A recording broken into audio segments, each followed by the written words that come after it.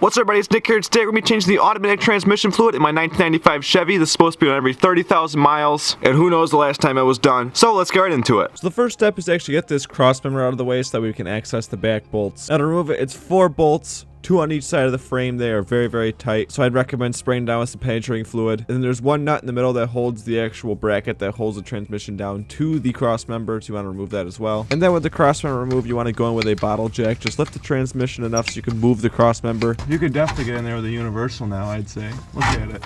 Oh yeah, because we can turn it now. That's what I was hoping. Do these. Scary.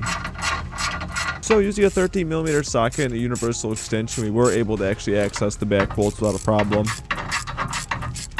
Leave these 2 in, Okay. And just pry it a little bit up here. because then we can loosen these and then bring it down that way. Yeah. Alright, I'm loosening it. Here we go.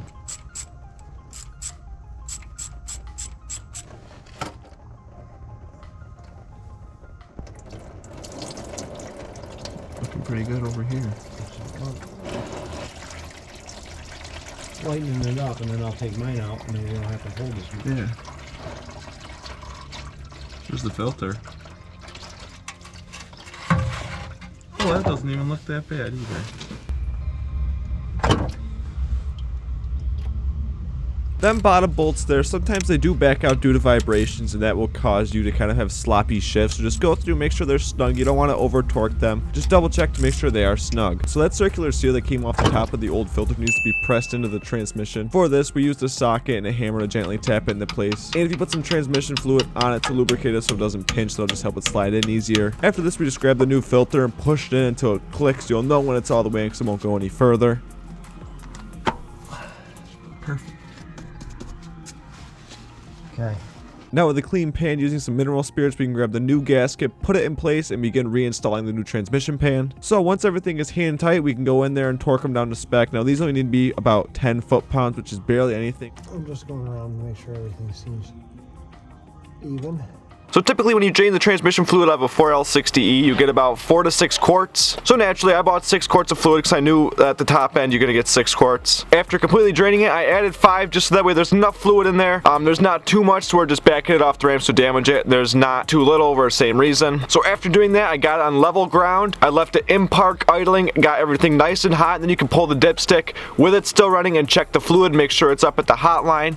And actually 5 quarts was the perfect amount for mine. I didn't have to add any more. I didn't have to take any away. It was where it needed to be. So as it's warming up and after driving it for a few days, you want to come in and just make sure there's no leaks. You mainly want to look around the bolts. That's where it's most commonly going to leak from if it gets pinched or something, but just look all around, make sure there's no drips of transmission fluid, make sure it's all in there and it's not leaking any. You also want to double check your transmission dipstick for the first 2-3 days after you change it, just to be safe, because you do not want to lose too much fluid and damage your transmission, because that is expensive. And recently I've just been monitoring where I park to make sure the ground isn't wet. But that's it for me, guys. Now I understand there's probably people that are saying you should never change your transmission fluid because it'll cause your transmission to slip, it'll cause it to blow up, all this other stuff. Now the way I see it, if you have a functioning transmission, it works just fine. The fluid, I mean, it's dark, but you know, it's not burnt, it's not black, and everything's just working normal, then you should not be worried about changing your transmission fluid. I mean, it's just preventative maintenance. It's supposed to be done at specific intervals. Changing your fluid does only drain about half the fluid out of your transmission, but the point is to dilute the old fluid with the new stuff and just keep your transmission running healthy.